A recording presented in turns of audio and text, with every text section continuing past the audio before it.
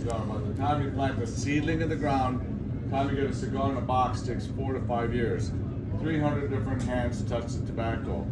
And my journey started in 1995. I really didn't come from a family that made cigars. I didn't know much about cigars. I was a lawyer in Los Angeles, and I was representing a number of celebrities that were quite famous, and being on the movie sets, waiting for lighting, sound, makeup. They were smoking cigars. I started smoking cigars.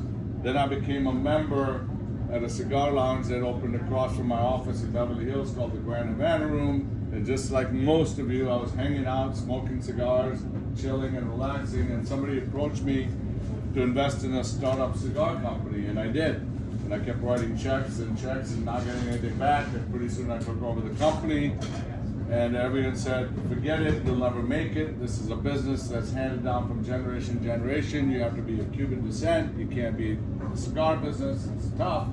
And at the same time, I got carjacked in LA. I ended up like in a coma in the hospital for a couple of days, and my parents came. I grew up in Green Bay, Wisconsin, and they said, you don't belong here. And I got tired of all the bullshit in LA, all the fake people, and I said, got rid of the law firm. I decided to move to Florida. I started out my garage with 3 employees, and I soon realized at the beginning I was having other people making cigars for me. And I had a good palate, and I could make some good blends, but when I got the cigars, they were inconsistent, they didn't have the same flavor, they didn't spend time on curing, on the fermentation of tobacco, and I realized that I had to be vertically integrated, which means have our own factories, have our own farms, be in charge of all the quality control. I went to Nicaragua, I went to Honduras, I went to Dominican, I visited all the factories, I picked up what they were doing right, what they were doing wrong, and tried to implement the strictest quality control standards. And then the next thing I did was hit the road and build relationships with consumers, with retailers. And I worked probably harder than most people ever worked in the industry, came up with ideas that were outside the box. And I'm proud to say that now we've got about 3,500 employees.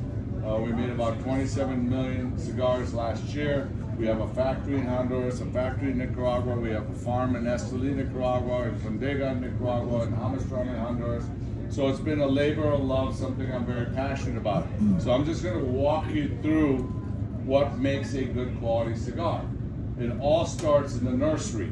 You basically get these seeds that are the size of a grain of salt, and you put them in these little pods in the nursery, millions of pods in these nurseries.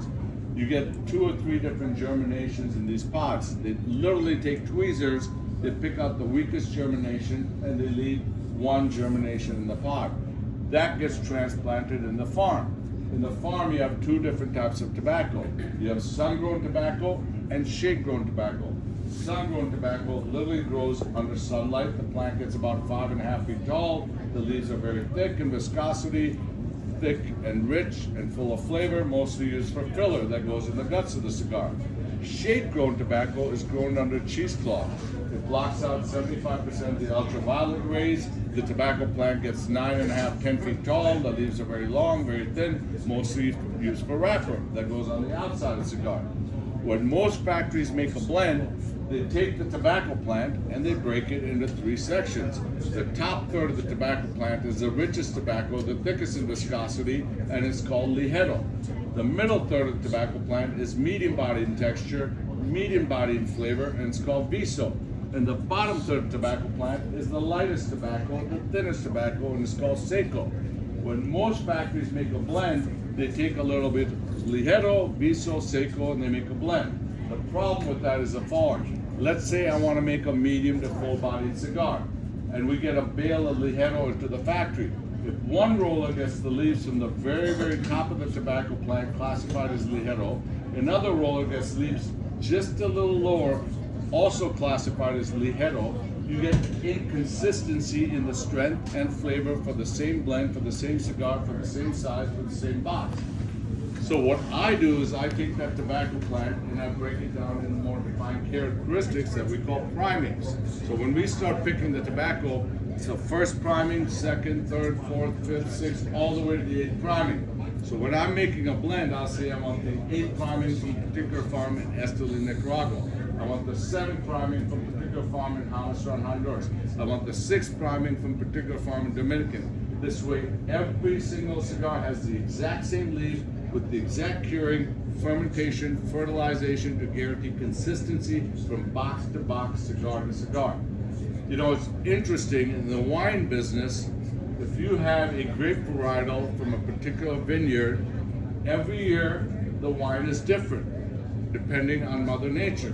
A certain vintage is rated better, another vintage from the same winery is not so good, because if you get too much rain, the grape doesn't have the strength. If you get too much sunlight, the grape has a lot of flavor. Well, the same principle applies to tobacco. If you smoke a particular brand of mine, let's say the 60th, like I'm smoking, you expect the taste profile to be exactly the same year to year, year to year. Well, that doesn't happen automatically, because if I'm using the tobacco from our farm in Esteli as one of the leaves, and you get too much rain, that tobacco gets milder. If you get too much sunlight, that year the tobacco gets stronger. So we're always playing around with the primings, tasting the primings, and like a good chef, playing around to try and deliver that consistency and taste profile that you're used to. The next thing that happens is that tobacco is green, holding a lot of moisture. You have to dry the moisture out. They take the 2 tobacco leaves, they run a soy noodle through it, they fill up an entire barn that's about like 100 yards long, 60 feet wide, and they actually hang them on bamboo poles, and you fill up the entire barn. In the old days, they'd have gas-fired heaters. They'd fire the heaters during the day, open the barn vents at night. Now, through modern technology, we have a system called CalFreestyle, which is air conditioning ducts that run through the top and bottom of the barn. Digitally control the temperature and humidity. It takes 90 days for that tobacco leaf to go from a green color to a yellow mutated color to a nice golden brown color, and the leaf is dry. The next process is fermentation. It's simply the natural biological decomposition of the tobacco. All that rich fertilizer is absorbed in the farm, the nitrogen, the boron, the potassium, the magnesium. To make the plant nice and healthy, you have to bleed it out. How does that happen? You simply take that tobacco, you add nothing but clean water to it, you put it in a pile that's 10 foot wide, 5 foot long, 2,500 pounds of pressure from the natural weight of the tobacco. Every 10 days you rotate the pile, top to bottom, bottom to top, inside out, outside in. When the temperature gets to 135 degrees Fahrenheit, you repeat the process over and over. This process takes 4 to 5 years. In the case of Maduro cigars, how does it get dark? How does it get the chocolate color? You ferment the tobacco, the sugars crystallize, they come to the top, and the tobacco gets nice and dark. The higher the tobacco is on the tobacco plant, the thicker the viscosity, the more fermentation it needs. So the top of the tobacco plant could take 4 or 5 years, the middle could take 3, and the bottom takes 2 years. So it's a lot of process. You'll notice with all our cigars, you can smoke them down to the very end. They never get sour, they don't get bitter, they don't get that ammonia taste. Many of you smoke Cuban cigars. They say put them away for a year, put them away for 2 years. The reason you're putting them away, they don't spend time on fermentation. They spend a year and a half. So it's holding all that fertilizer. So when you put it away, you get rid of the bad elements, but you also get rid of the taste the cigar was intended to have. With our cigars, when you ferment the tobacco, you can smoke them down to here. They're rich, you never get that sourness, you never get that bitterness, and you get that intended taste the cigar was supposed to have. Once the tobacco is fermented, then we put the tobacco away for a minimum of 4 years in a specific climate controlled 62 degrees temperature, 70% humidity, and we have tobacco that's 7 years old, 10 years old, in the case of our vintage cigars, 10 and 12 years old.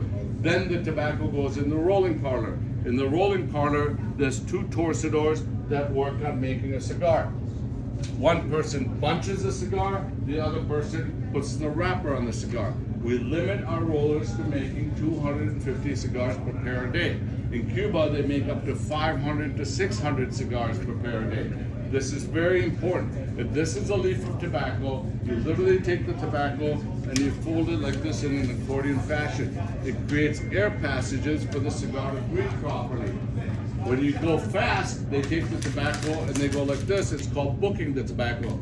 The cigar can't breathe properly. You get a cigar that's plugged, a cigar that runs sideways. It's very important to have one leaf on top of the other, slowly, meticulously bunched.